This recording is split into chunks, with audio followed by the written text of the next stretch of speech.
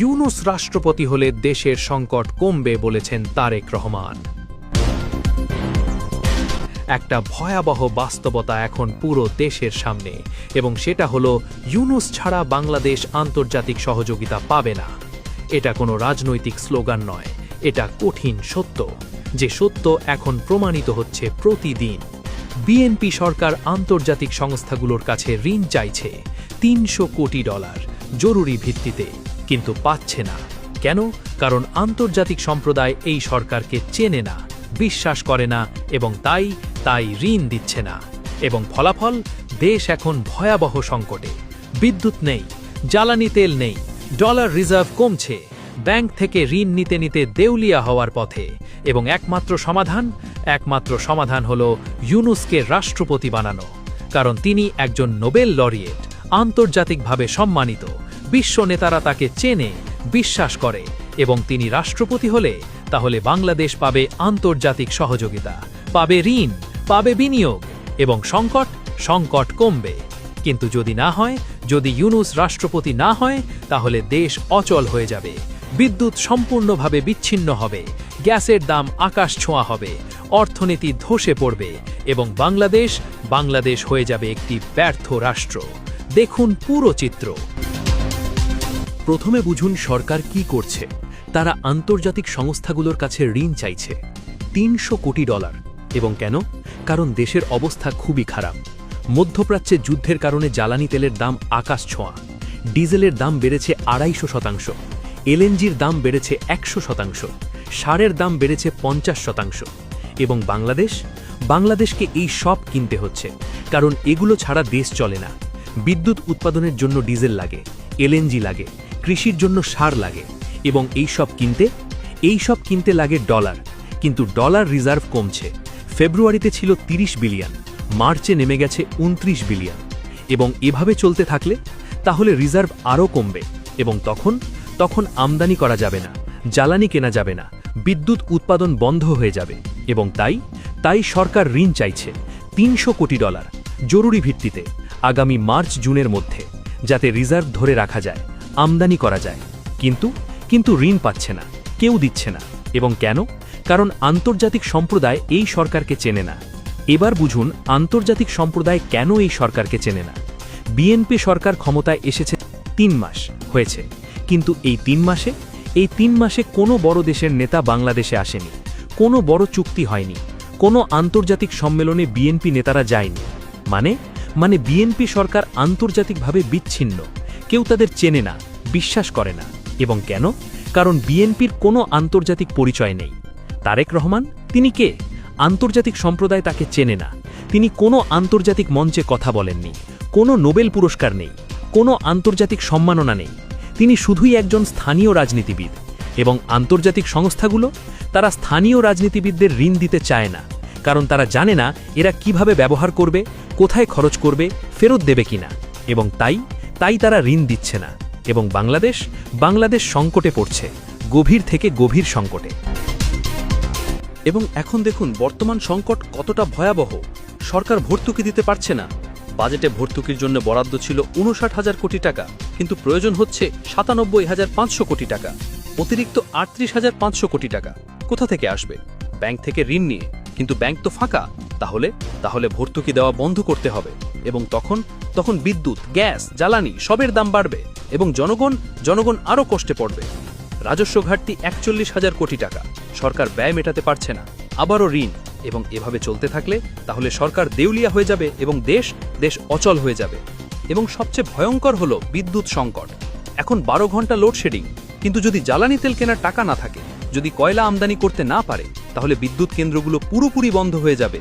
এবং তখন 24 ঘন্টা অন্ধকার, সম্পূর্ণ বিদ্যুৎ বিচ্ছিন্ন।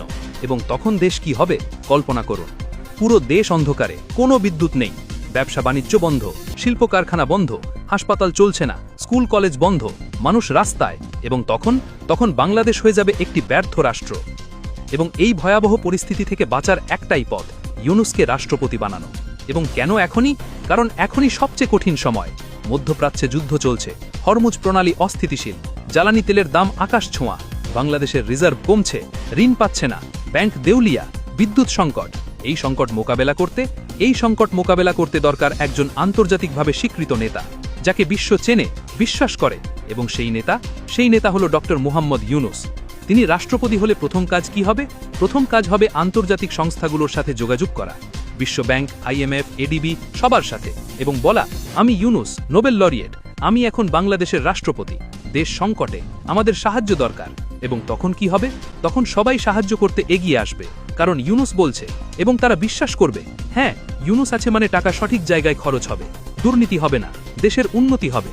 এবং তখন ঋণ আসবে $300 কোটি, না 500, 1000, যতটা দরকার, কারণ ইউনুস আছে এবং তার নাম একটা গ্যারান্টি। এবং তারপর ইউনুস দ্রুত পদক্ষেপ নেবেন। প্রথম, জ্বালানি তেল আমদানি করবেন, যে ঋণ আসবে তা দিয়ে, বিদ্যুৎ কেন্দ্র চালু করবেন, লোডশেডিং কমাবেন। দ্বিতীয়, কয়লা আমদানি করবেন, বড় বিদ্যুৎ কেন্দ্রগুলো চালু করবেন, উৎপাদন বাড়াবেন। তৃতীয়, গ্যাস আমদানি করবেন, LNG কিনবেন, সরবরাহ বাড়াবেন।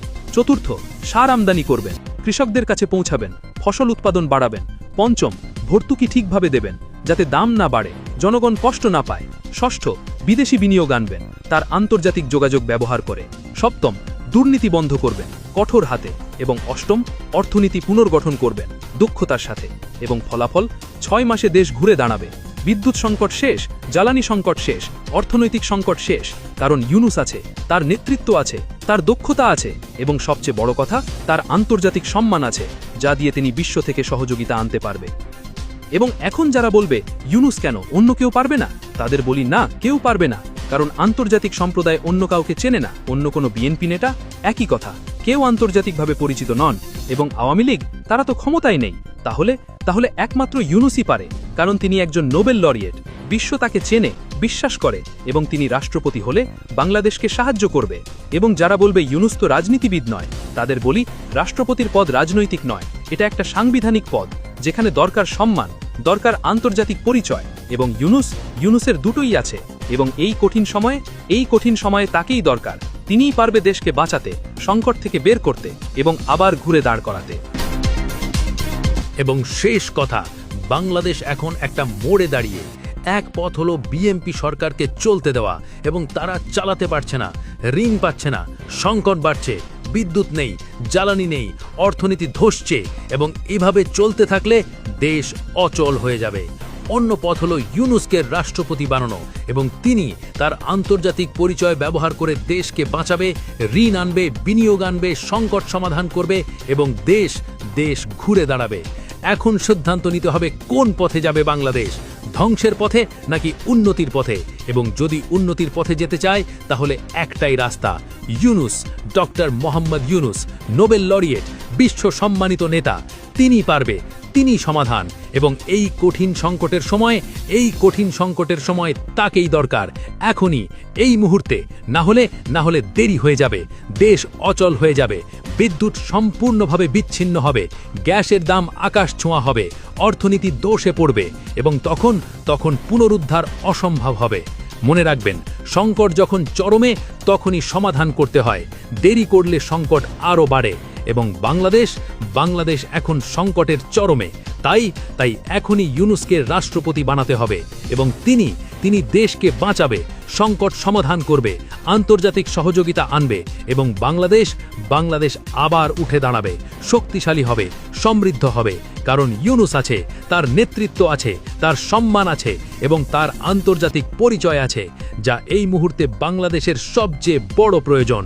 মনে রাখবেন, ইউনুস ছাড়া সমাধান নেই, ইউনুসই একমাত্র পথ, ইউনুসই বাংলাদেশের ভবিষ্যৎ, এবং তাকে রাষ্ট্রপতি বানাতে হবে এখনই, দেরি করা যাবে না, কারণ দেশ অচলের দিকে যাচ্ছে, এবং শুধু ইউনুসই পারে থামাতে। জয় হোক ইউনুসের, জয় হোক বাংলাদেশের, জয় হোক সেই দিনের যখন ইউনুস রাষ্ট্রপতি হবে, এবং দেশ সংকট থেকে বের হবে, শক্তিশালী হবে, সমৃদ্ধ হবে। সেই দিন আসুক, দ্রুত আসুক।